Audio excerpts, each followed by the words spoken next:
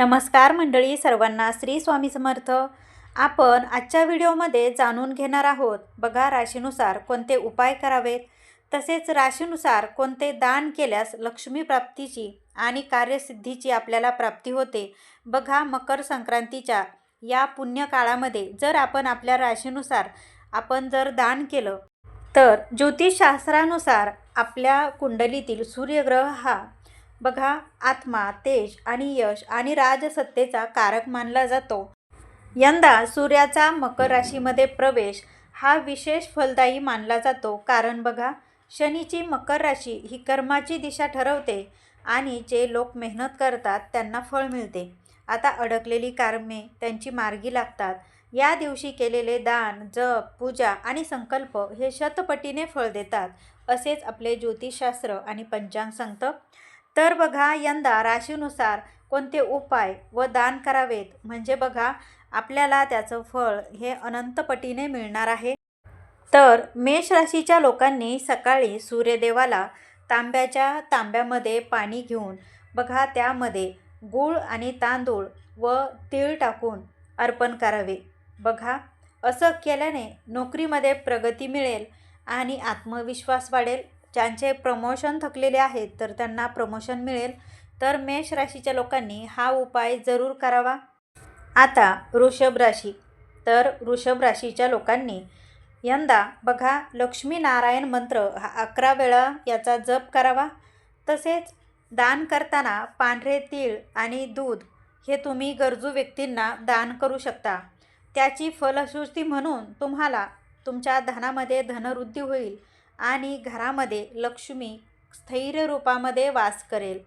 तर वृषभ राशीच्या लोकांनी पांढरे तीळ किंवा दूध हे तुम्हाला दान करायचं आहे. ते तुमच्यासाठी अतिशय फलदायी असं ठरणार आहे. त्यानंतर बघा मिथुन राशीच्या लोकांनी गणपती पूजन करून गणपती बाप्पांना दुर्वा अर्पण करावी आणि मकर संक्रांतीच्या दिवशी द्यायचे दान. तर हिरवे वस्त्र किंवा मूग तुम्ही दान करू शकता.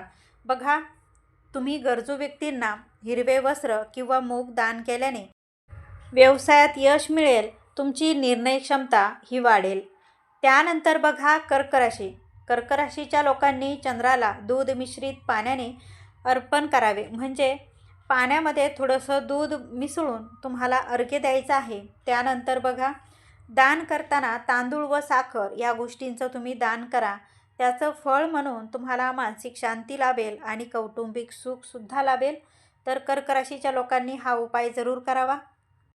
आता बघा सिंह राशी. सिंह राशीच्या लोकांनी सूर्यनमस्कार 11 वेळा करावेत आणि मकर संक्रांतीच्या या पुण्य काळामध्ये त्यांनी गहू किंवा तांब्याची भांडे असं त्यांनी दान करायचं. तर त्याचं फळ म्हणून बघा या जगामध्ये तुम्हाला मान सन्मान तुमचा वाढेल आणि नेतृत्व तुम्हाला यश प्राप्त होईल. त्यानंतर बघा कन्या राशी. कन्या राशीच्या लोकांनी विष्णू सहस्रनामाचं पठण करावं आणि मकर संक्रांतीच्या पुण्य काळामध्ये हिरव्या भाज्यांचं त्यांनी दान करावं. बघा त्यामुळे त्यांच्या आरोग्यामध्ये सुधारणा येईल आणि बघा काही कामात अडथळे असतील तर ते सुद्धा दूर होतील. तर त्यानंतर तुला राशी. तुला राशीच्या लोकांनी महालक्ष्मीचे पूजन करावे आणि दान देताना साखर किंवा सौंदर्य साहित्य, तर त्यामध्ये मेकअप किट येते, मेकअपचं सामान किंवा सौभाग्यवती जे काही अलंकार घालतात तर ते तुम्ही दान करू शकता. आता त्याचं फळ म्हणून तुम्हाला वैवाहिक सुख लाभेल आणि तुमचं आर्थिक स्थैर्य तुम्हाला येईल.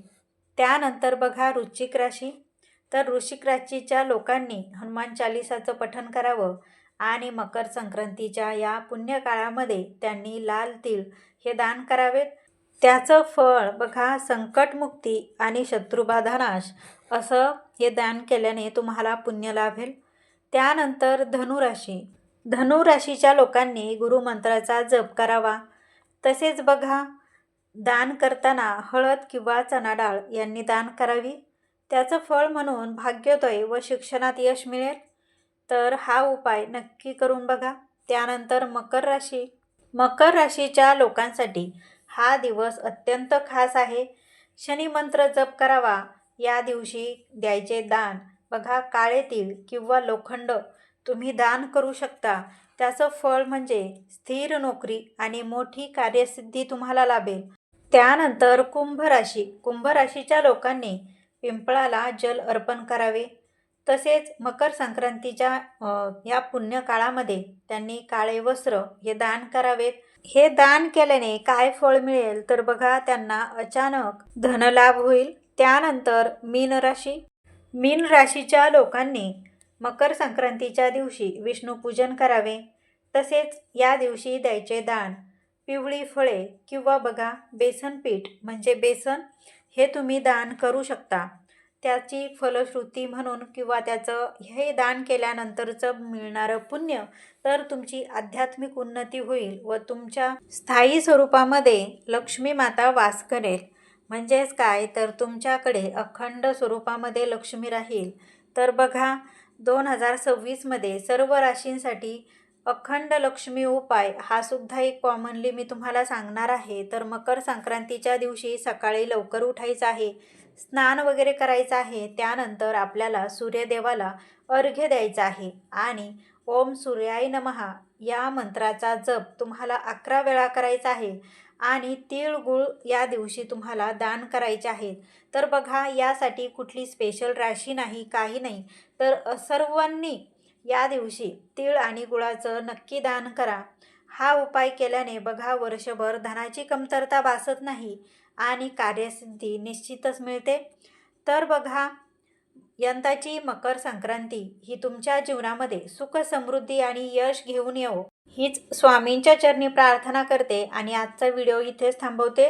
तर मंडळी, हा जर व्हिडिओ आवडला असेल तर लाईक करा, चॅनलला सबस्क्राईब करा आणि जाता जाता तुमची रास कमेंटमध्ये लिहायला विसरू नका. सर्वांना मकर संक्रांतीच्या खूप खूप शुभेच्छा. शेवटपर्यंत व्हिडिओ पाहिल्याबद्दल तुमचे मनापासून धन्यवाद. श्री स्वामी समर्थ.